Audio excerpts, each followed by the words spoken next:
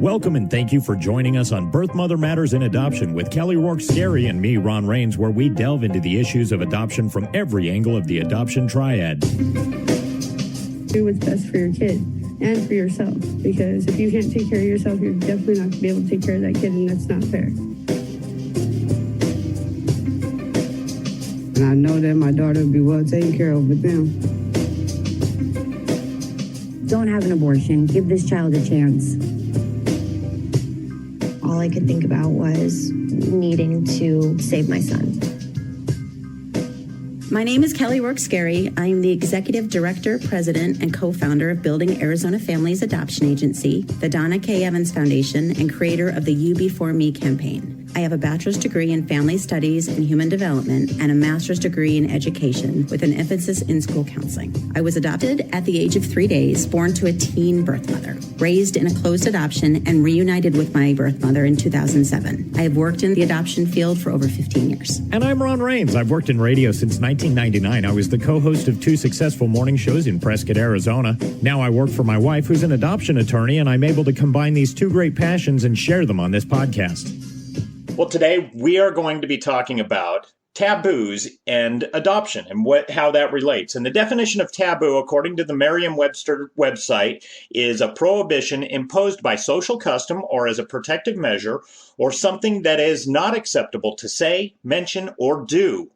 So that is something that is taboo. Some examples of taboo activities that are not necessarily related to adoption, but just examples of what is considered taboo in society would be abortion. It's not something that you would walk out of an abortion clinic, with your t-shirt, waving it in the air. Addiction, coming home at Thanksgiving, you're not going to walk through the front door of your parents' house and shout out your latest addiction. Guess what? You'll never believe what I have. Adultery is another example of something that's taboo. Again, Thanksgiving dinner, you're not going to sit down and share with, your family, guess what I did last weekend? That's your husband. And let's say you're at Thanksgiving dinner, and we'll just continue this example because it's coming up. Yeah. If your brother brings home his new girlfriend and she's considerably older than him, you're not going to lean over and ask her age. Even if you do it discreetly, it's not okay? Oh. Okay, just making sure. I'm not honest anyway, so don't make us lie. That's kind of how it goes. Prostitution, again, if you choose this as your career, it's not something that you're going to hand out business cards at your kid's soccer game for. Okay. Salaries, it's considered taboo to ask somebody what they make. My kids will try it, and we don't entertain that because it's none of their business. They like to know, how much money we make, and they include themselves in we. And with the exception of one of my daughters, none of our other children work. So there is no we in the number. And right. The amount of money that my daughter makes, So what do you say? You just say, well, let's put it this way. I make 100% more than you because you're making nothing. Right. In fact, you're in the negative. Right, because you're spending a lot without making any. Sexism is another example of a topic that's taboo. If you were to walk into a store and there is a lady that comes out and says, can I help you? And you say, well, I need to speak to the store manager. And she says, well, I am the store manager. And you look at her and you think, no, you're a woman. I would like to speak to a man manager, please. It's right in the word manager. Right. Right, exactly. With weight, asking somebody their weight when you're at the grocery store and you're looking at turkeys in that open freezer and you're trying to find the biggest one, which is what I always do. Because you have a big family, right? Right. To have somebody lean over next to you and say, hey, you're not a butterball, but that's a big turkey. What do you weigh in at? Right. Where are you coming in? You can even tell me in ounces. I don't care. That's fine. I always think about the weight thing because when you're in like a boxing sport or wrestling and they talk about weighing in at this number, I always think there's not a lot of women in wrestling and boxing. And I wonder if that's why. I mean, I wouldn't want to walk through a door and have somebody announce my weight to an audience. We're having a press conference to tell everybody your weight at this current moment. Now tell me, so it's kind of related to the weight thing. Is it ever okay to ask Oh, are you pregnant? No. Okay, No. so that's the hard, fast rule is you never ask that. I guess you could ask if she's in labor and delivery, because if you're wrong, that's devastating for you, for the person that you've asked, and for anybody that's happened to overhear. Fair enough. So the reason that society has looked upon adoption as a taboo subject is because in the last 7 decades up to now, there are some things that have been present, and we'll talk about how we've deviated from them in a couple minutes. But some of the things that we're doing now that's keeping adoption in the taboo ballpark is when society looks at a couple who can't biologically conceive a child and then assumes that adoption is the default choice. When somebody says, oh, we're adopting, unfortunately, some people will say, oh, have you tried fertility treatments? Right. Or, oh, was it just not happening? The stork wasn't knocking at the door. So then they're forced then to, give their medical history, which is completely inappropriate. Adoptive parents often feel pressured to be the perfect parents. They went through this journey to become parents. They walked a lot of extra paths to become a parent. And because they did this, sometimes they've done fundraisers to help for their adoption. And so they feel like, all eyes are on them. So they have to have these Stepford children that are like robots that behave at every function. And, they show as parents up at the door, the dad comes home in the tie at 5 o'clock and the wife's standing at the door waiting for her husband with her makeup on and, holding a plate of cookies and lemonade. And the high heels and the whole bit. Everything's got to be just so, nothing out of place ever. Yeah, that is a lot of pressure. It is. Adoptees are often told that they're lucky to be adopted. This is something that I struggled with. For those adults that knew that I was adopted when I was a child, they would, kind of lean down and say, you're so lucky to be adopted. And yeah, that's just not something that it's not something you should say. Right. Concerns that they may have regarding an open adoption. If you choose an open adoption as an adoptive parent, don't engage in conversations with people that are naysayers, that have these stories that they want to share with you about why you should have a closed adoption. Stand firm on your beliefs and go with what you know to be true. Stories can be embellished. Stories can be a product of the telephone game. Remember that, because you don't want somebody to say like, oh, ooh, are you sure you want to do that? I mean, what if? Yeah. And we all tend to do this in our society, maybe more than societies before. We have seen movies and TV shows, some real, some documentaries, some are just completely fictional, but we get this thing in our head that the worst possible scenario could come true, and that birth mother is going to come through the window in the middle of the night, and it's just not reality. But we build this up in our head from all the inputs we have in our life in this day and age. We do. And I think a lot of that, and I think you're right, that it's happening more now. That is happening more now in society than ever before, because we have access to instant information. I mean, when you and I were young, if we wanted to research something, we had to go to the library. We had to look it up. And that's not the case anymore. Now you can just type a couple words and bam, you're inundated with information. And people believe what they read, regardless of the source, unfortunately. Not everybody, but many people do. Like an example, do you remember when the movie The Blair Witch Project came out? Absolutely, yeah. Okay, so after watching that in the theater, it says it was real at the end. So I'm thinking, wow, how? And I think I spent weeks trying to figure out if it was actually real or not. But you did your homework afterwards to see, okay, this isn't real. But a lot of people would just accept it and go, okay, I just watched a documentary. Right. Telling an adoptee that they're an adoptee, especially in the earshot of somebody else, again, is going to make them feel different. And as we've said, birds of a feather flock together. Kids want to be the same. They don't want to be distinguishable among their peers. They want to fit in. Birth parents, when they're going to the grocery store, maybe asked, "Oh, how far along are you? What are you naming your baby? Are you having a boy or a girl?" And birth parents have spoken with me and said that this is something that's really hard for them because they don't know how to answer those questions. They want to give one answer that will kind of just shut everybody up. But if they give them the one answer that says, "Well, I'm placing the baby for adoption," then you hear the hush tones and people don't know how to respond. And then everyone's uncomfortable. But then if they start talking about the baby, that's hard because they feel like they're not telling the whole truth. And so it's one of those situations that, one, we shouldn't be putting other people in. It's none of our business if she's having a boy or a girl. And why do you care anyway? Right. You don't know her. No. So you say a lot of these birth mothers do come to you and ask you, how do I handle this situation? What is your advice? Like specifically, what do you tell them to say to strangers? So, and we can go into a whole podcast in the future on this. So what I talk to them about is their comfort level.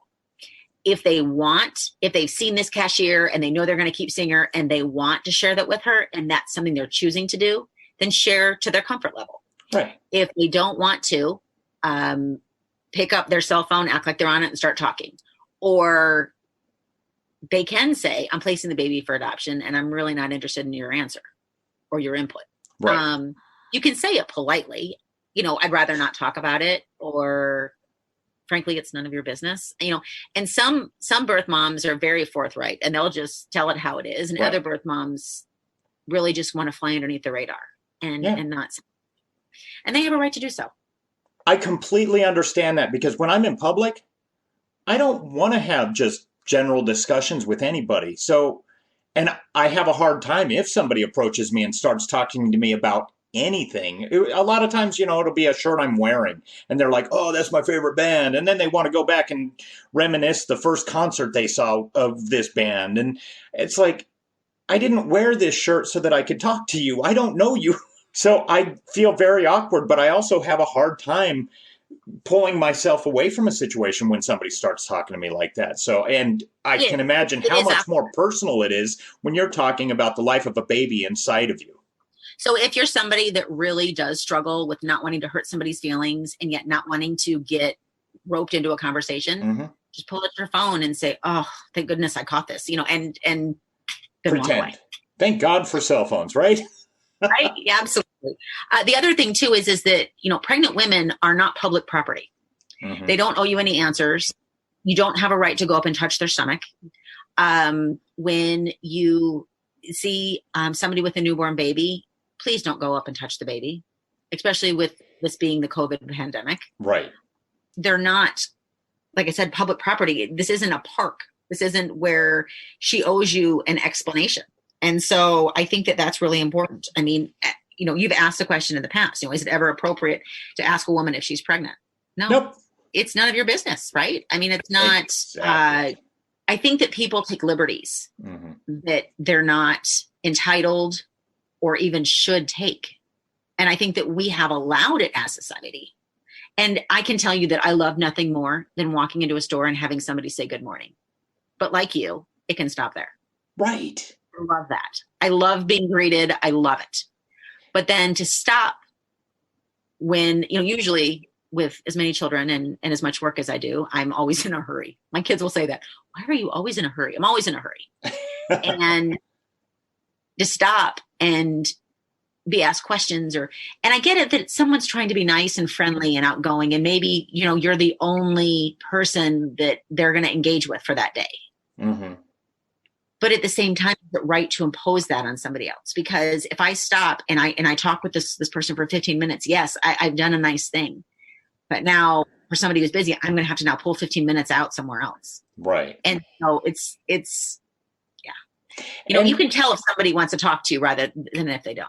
Right. And I mean, if you see someone who's pregnant and you're like, "Oh, that," in your heart, in your mind, you're thinking, "Oh, that's wonderful. I don't know the situation and I don't want to know it."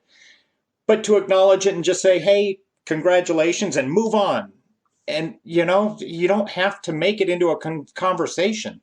Or what can you say to kind of acknowledge that, "Hey, I think that's cool." Nothing, because you don't even know that they're pregnant. Oh, that's true. I forgot. I almost forgot my own rule. Right. Because if you walk by and you say congratulations For what? and you're picking up, a stack of cookies, I mean, those are good cookies. I've eaten them before. Congratulations on your choice. chose the best one. Yes. So, right. Yeah. It's easy to forget. Yes, it is.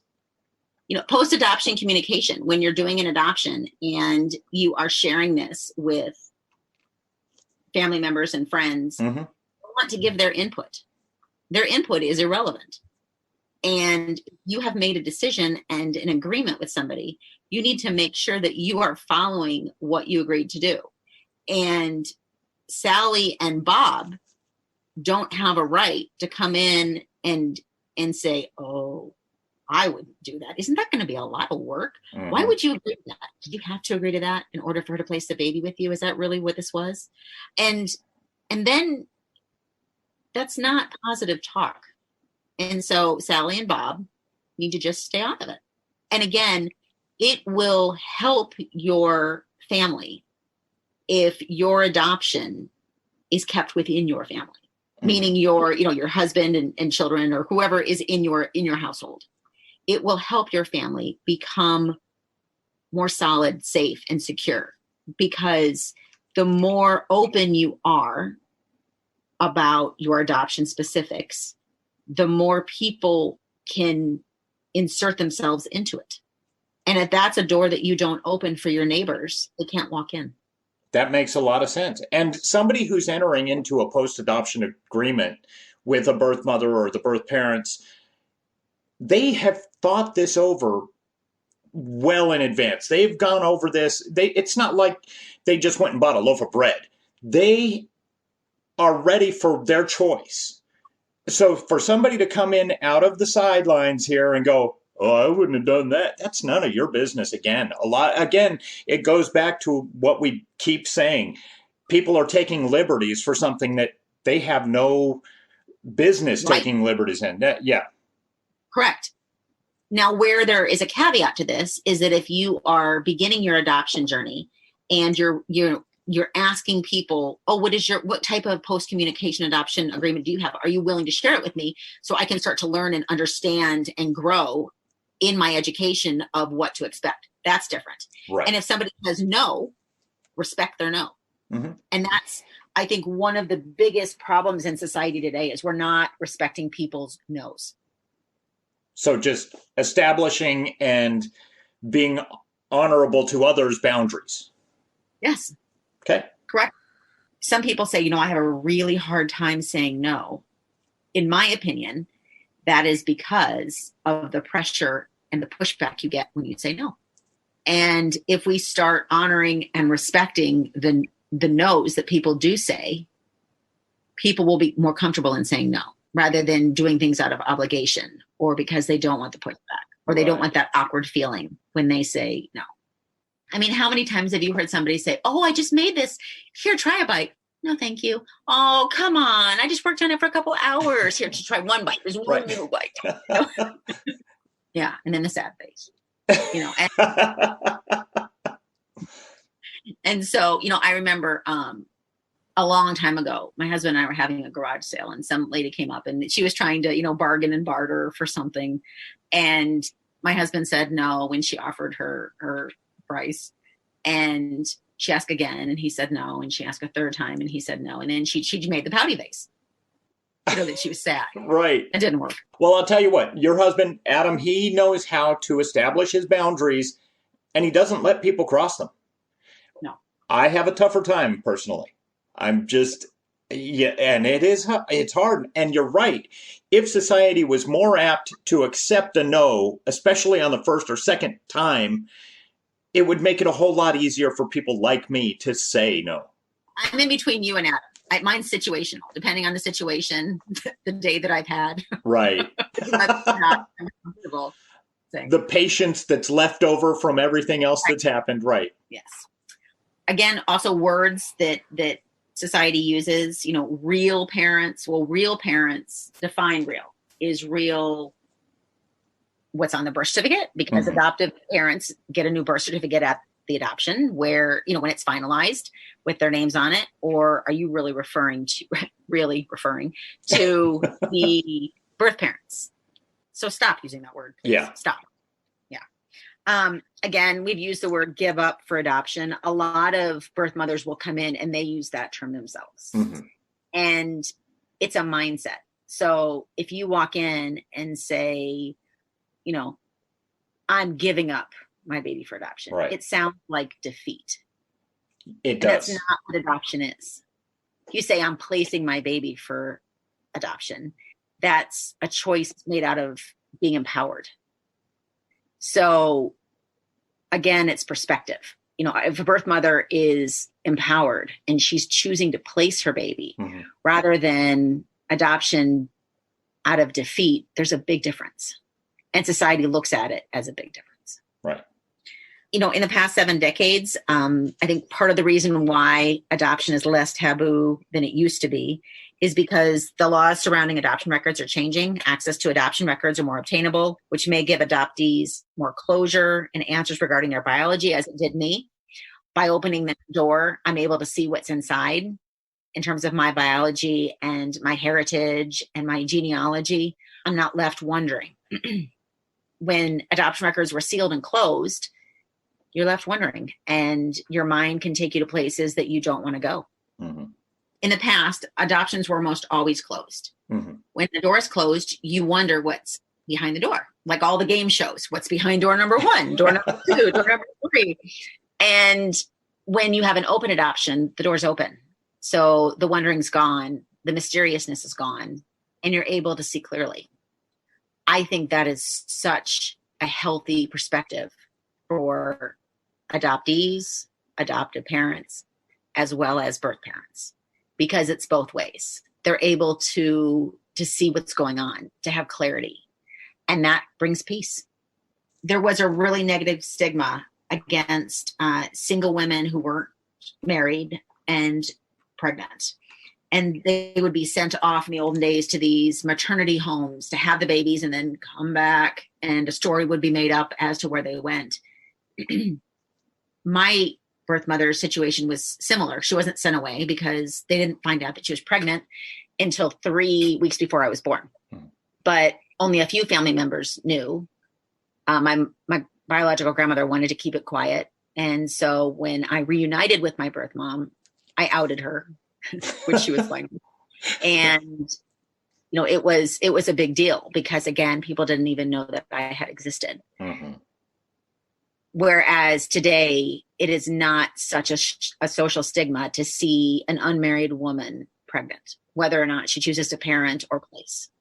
Birth fathers nowadays are more included in the adoption process and in post-adoption communication agreements, where in the past they weren't included. It wasn't looked at as, 2 parties placing a baby for adoption so much. It was really one person. And I think that it's amazing that we've included men in the adoption process as well. And I want to see more and more men getting involved and, taking a stake in this process, because I think that's important for us as a society as well as just men in general. Well, not just that, but it goes even further. So for adoptees, that's 1/2 of their genealogy, 1/2 of their biology. They will only, if he's not a part of the adoption process and there's no records on him, no information, then an adoptee will only have 1/2 of their biology and genealogy. Certainly. So yeah, it's a big deal. So talking about adoption, spreading awareness, and dispelling stigmas and stereotypes will help prevent adoption from continuing to be a taboo topic. Being secretive about adoption will only increase the mysteriousness surrounding adoption from it and prevent society from understanding what adoption really is. As part of the adoption community, I do believe that it's our responsibility to continue to promote adoption awareness, adoption education, and dispel myths. Facts are truly the only thing that is going to set adoption aside from being a taboo subject. Thank you for joining us on Birth Mother Matters in Adoption. If you're listening and you're dealing with an unplanned pregnancy and want more information about adoption, Building Arizona Families is a local Arizona adoption agency and available 24/7 by phone or text at 623-695-4112. That's 623-695-4112. We can make an immediate appointment with you to get started on creating an Arizona adoption plan or just get you more information. You can also find out more information about Building Arizona Families on their website at azpregnancyhelp.com. Thanks also go out to Grapes for allowing us to use their song I Don't Know as our theme song. Birth Mother Matters in Adoption was written and produced by Kelly Rourke Scary and edited by me. Please rate and review this podcast wherever you're listening to us. We'd really appreciate it. We also now have a website at birthmothermatterspodcast.com. Tune in next time on Birth Mother Matters in Adoption. For Kelly Rourke Scary, I'm Ron Rains.